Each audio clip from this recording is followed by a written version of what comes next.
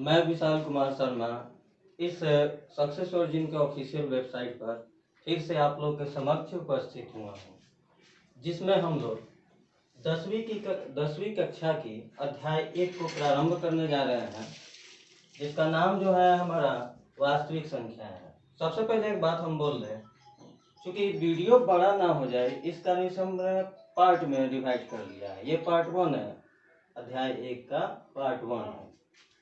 सबसे पहले वास्तविक संख्या के बारे में जानेंगे, और इसको जानने से पहले संख्या के बारे में जानते हैं क्या कि संख्या है क्या, तब ना हम जानेंगे कि वास्तविक संख्या कहाँ से आया। और उसको जानने से पहले हम पहले जानेंगे अंकों को। अंक क्या है? जैसे हम लोग कोई वस्तु का मतलब लिस्ट वोस्ट बनाते हैं तो देखते हैं, हम लोग लिखते हैं सीरियल नंबर और दूसरी साइड में वस्तु का नाम। तो सीरियल नंबर में हम जब लिखते हैं तब इस तरह से कुछ लिखते हैं, जैसे क्रम संख्या। क्रम संख्या यानी सीरियल नंबर, और ये सामान का नाम हो जाता है। तो हम लोग नंबरिंग करते हैं ऐसे, फिर मतलब ऐसे हम लोग जाते हैं। तो ये शुरू में क्यों लगाया जाता है 0, बाद में क्यों नहीं लगाया जाता है? तो इसका कारण ये है, क्योंकि हमने यहाँ पे संख्या लिखा और हम लोग केवल डिजिट का यानी अंक का प्रयोग कर रहे हैं। तो इसे पूर्ण संख्या बनाने के लिए, क्योंकि संख्या का डिफिनेशन जो होता है वो होता है अंकों के समूह को हम लोग संख्या कहते हैं। इसी कारण अब रही बात कि आखिर में अंक है क्या, तो अंक एक प्रकार का अंदाज होता है। मतलब इसे मान लिया गया है, हमारे पूर्वजों ने मान लिया है कि आप इस तरह की आकृति को 1 कहिए, 0 कहिए, 9 कहिए, लेकिन ये इसको प्रूफ नहीं किया जा सकता है कि भाई सिद्ध करके दिखाओ कि यही 1 होगा, यही 0 होगा। इसे प्रूफ नहीं किया जा सकता। तो कहने का मतलब इसीलिए हमने अंदाज शब्द का प्रयोग किया, यानी आइडिया। अंक क्या है? एक प्रकार का अंदाज होता है, जिसका उपयोग हम कहाँ पर कर रहे हैं? संख्याओं के निर्माण में करते हैं। एक बात हम आप लोग को बोलना चाहते हैं, आप लोग भी कॉपी पेन लेकर बैठिए लोग, और डिफिनेशनों का आप लोग भी नोट्स बनाइए लोग, ताकि चीजें भूला भी जाता है और उसे बार बार आप लोग रिविजन कर सकें। अब हम लोग जान चुके कि अंक क्या है। अब आते हैं अंक कितने हैं। तो अंक टोटल जो है ना 0 से लेकर 9 तक है, जो कि कुल मिलाकर 10 होते हैं। वो हो जाएगा 0, 1, 2, 3, 4, 5, 6, 7, 8 और 9। अब आते हैं संख्या। संख्या क्या है? तो हमने पहले ही डेफिनेशन दे चुका था अंक के डेफिनेशन देने से पहले। तो संख्या क्या है? अंकों के समूह को हम संख्या कहते हैं, जिसका प्रयोग गणितीय समस्याओं में, वो भी व्यापक रूप से इसका प्रयोग गणितीय समस्याओं को हल करने में किया जाता है। वैसे संख्या के मात्रतः 2 प्रकार होते हैं। उसी में पहला है वास्तविक संख्या, रियल नंबर, और एक होता है इमेजिनरी नंबर, यानी काल्पनिक संख्या कह लीजिए, या आभासी संख्या कह लीजिए, या अवास्तविक संख्या कह लीजिए। तो अभी तक हम लोग मात्र जो पढ़ेंगे लोग सभी के सभी गणित वास्तविक संख्या पर ही आधारित होता है। हाँ, अवास्तविक संख्या का एक रूल मिलता है आपको 12th क्लास में, कॉम्प्लेक्स नंबर से, वहां से इनिशियल मिल जाएगा। फिर भी हम लोग वास्तविक संख्या के बारे में अब जानते हैं। ये वास्तविक संख्या क्या है? संख्या का पहला प्रकार है। इसमें हम लोग कई तरह की संख्याओं के बारे में मतलब पढ़ेंगे लोग, लेकिन इस पाठ में जो विशेषता है उसी को लिया गया है। बाकी सबको जानने के लिए आप प्रीवियस वीडियो को देखिएगा। तो चलिए आते हैं, वास्तविक संख्या क्या है। तो परिमेय संख्या तथा परिमेय संख्याओं के सम्मिलन यानी यूनियन को वास्तविक संख्या कहते हैं। अब यहाँ परिमेय संख्या क्या है, तो थोड़ा हम रिकॉल कर देना चाहते हैं। वैसी संख्या जिसे बटा अर्थात p/q के रूप में लिखा जा सके। p/q, जैसे कि हम मान लीजिए 2 ही लिख रहे हैं, तो ये नीचे में क्या रहता है, हमारा हर जो होता है 1 होता है, इसलिए p/q का फॉर्म में होता है, इसलिए यह क्या हुआ? परिमेय हुआ। तो कोई भी संख्या जो p/q के रूप में लिखी जा सके वो परिमेय संख्या कहलाती है, और जो नहीं लिखी जा सके वह अपरिमेय संख्या कहलाती है। कुल मिलाकर कहा जाए तो सभी के सभी संख्या जो होता है ना, रेशनल नंबर और पूर्णांक के बीच सबसेट का रूप होता है। इन्हें हम r से सूचित करते हैं।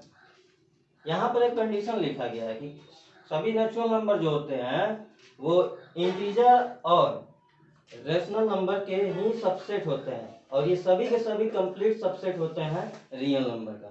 ये जब आप देखिएगा लोग, इसको पढ़िएगा लोग कि क्या है बात प्राकृत संख्या, पूर्ण संख्या, तो इसके बारे में आप लोग भी समझ जाएंगे। अगला टॉपिक हमारा रूढ़ या भाज्य संख्या, जिसे अंग्रेजी में प्राइम नंबर्स कहेंगे। तो जिन संख्याओं में एक तथा स्वयं को छोड़कर किसी अन्य संख्या से भाग नहीं लगे, उन्हें रूढ़ या भाज्य संख्या कहते हैं। अब देखिए कहने का मतलब क्या है, कोई संख्या लिए जिसमें क्या हो, केवल उसी संख्या से भाग लगे।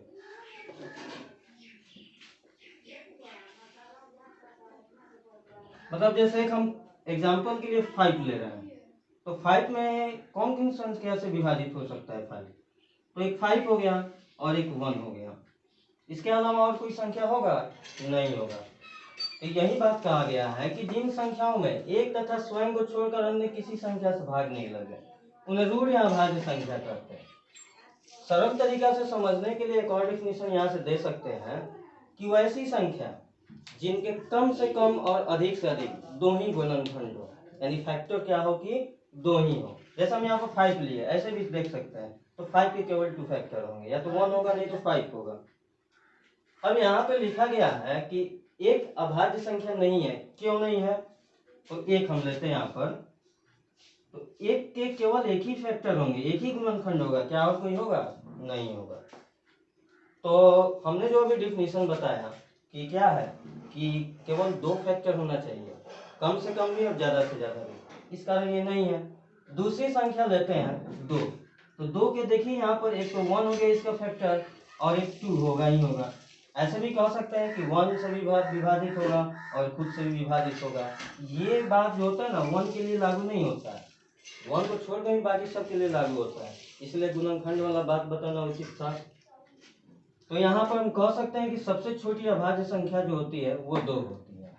उसके बाद और सभी भी हैं, 3 हो जाएंगी, 4 हो जाएंगे, 5 हो जाएंगे और 7, इसी तरह से आगे बढ़ते जाएंगे।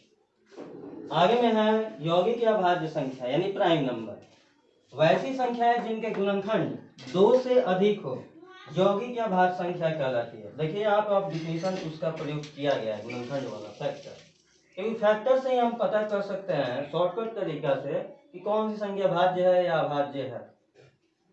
जैसे यहाँ पर लिखा गया 4, 6, 8, 10, 4, 6, 8, 9, 10 कैसे होगा ये आप लोग को हम करके दिखाते हैं।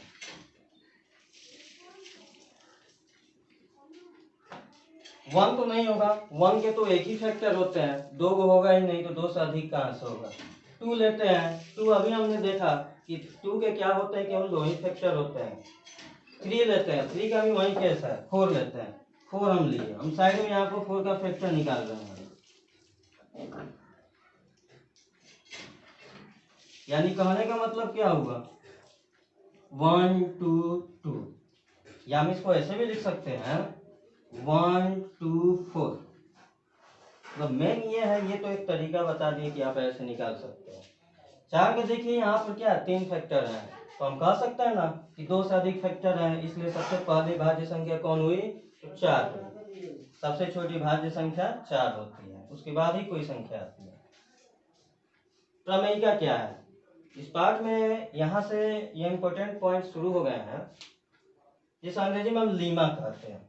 तो देखिए प्रमेयिका क्या होता है? एक प्रकार का सिद्ध किया हुआ कथन होता है, गणितज्ञों ने इसे सिद्ध करके हमें दे दिया है। इसका प्रयोग जो होता है ना वो अन्य कथनों को सिद्ध करने के लिए किया जाता है। जैसे मान लीजिए कि कोई हमें a+b का होल स्क्वायर है, तो ये एक प्रकार का कथन जो है वो सिद्ध किया गया है, या अभिगृहित कह सकते हैं, कोई भी जो प्रमेय हम लोग पढ़े या कोई भी कथन हो, तो इसका प्रयोग हम लोग करते हैं लोग ना आम प्रश्न को प्रूफ करने में, तो यही होता है। आगे में पढ़ना हमें यूक्लिड विभाजन प्रमेय का। देखिए ये इस पाठ में सबसे ज्यादा इसी पर प्रश्न पूछे जाते हैं और यही पाठ का निचोड़ भी है। इंग्लिश में कहते हैं इसे डिविजन से, यूक्लिड्स डिविजन लीमा।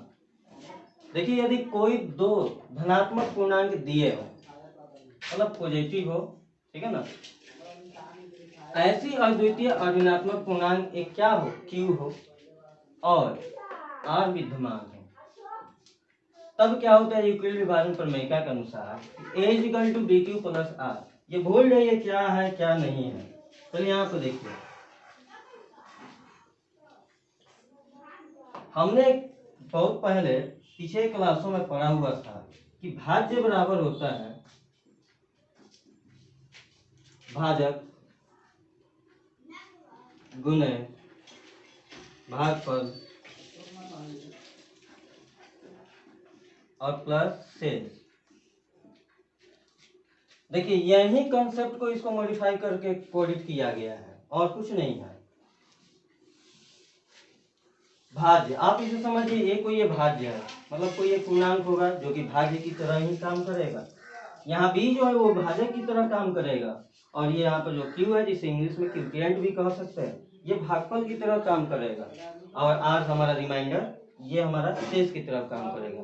यानी कुल मिलाकर बात क्या है कि यही जो हम लोग फॉर्मूला पढ़े थे लोग, जो हम भाग विधि पढ़ रहे थे लोग, उसको चेक करना था, तो इस फॉर्मूला का हम लोग प्रयोग करते थे लोग। यहाँ पर वही यूक्लिड विभाजन प्रमेयिका द्वारा कथन के रूप में हमें प्राप्त हो रहा है। तो हम कह सकते हैं ना कि भाज्य बराबर जो होगा यहाँ पर भाजक गुणे भागफल जोड़ शेष। तो ऐसे नहीं करना है, हम समझेंगे इस बात को, लेकिन दूसरे के सामने हम इस तरह से ही प्रस्तुत करेंगे कि ए जो होता है बी क्यू प्लस आर होता है, और इसके लिए कंडीशन है कि यहाँ बी जो होता है ना कभी शून्य नहीं हो सकता है, ठीक है, बी कभी शून्य नहीं होगा, और हमारा रिमाइंडर जो होगा वो हमेशा क्या होगा, या तो 20 हमेशा छोटा ही होगा, 0 से बड़ा या बराबर भी हो सकता है, लेकिन 20 हमेशा क्या होगा, छोटा होगा। प्रश्न बनाते समय इस पर ध्यान देंगे लोग। हम लोग आगे पढ़ते हैं। यहाँ पर एक बात आया एल्गोरिदम।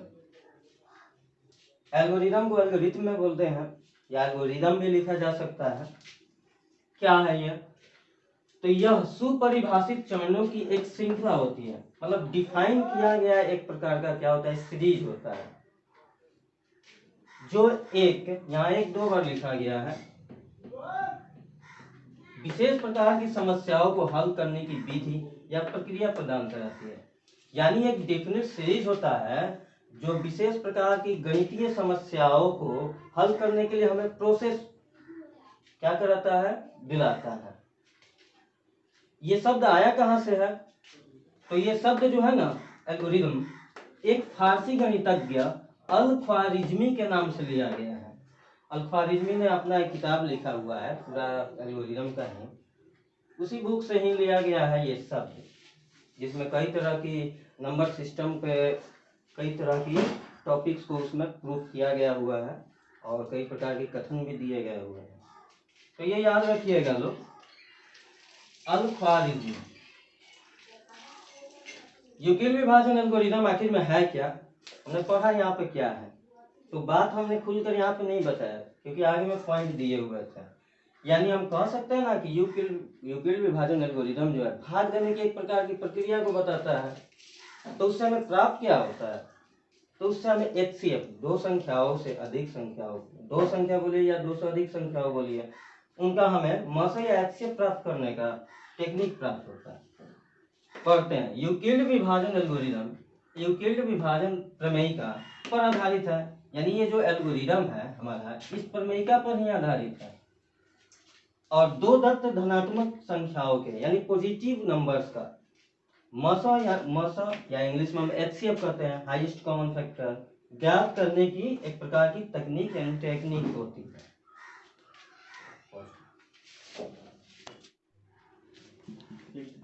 तो मैं आशा करता हूं कि आप लोग इन सभी टॉपिक को समझ लिया होगा। बाकी की बातों को हम अगले पार्ट में डिस्कस करेंगे।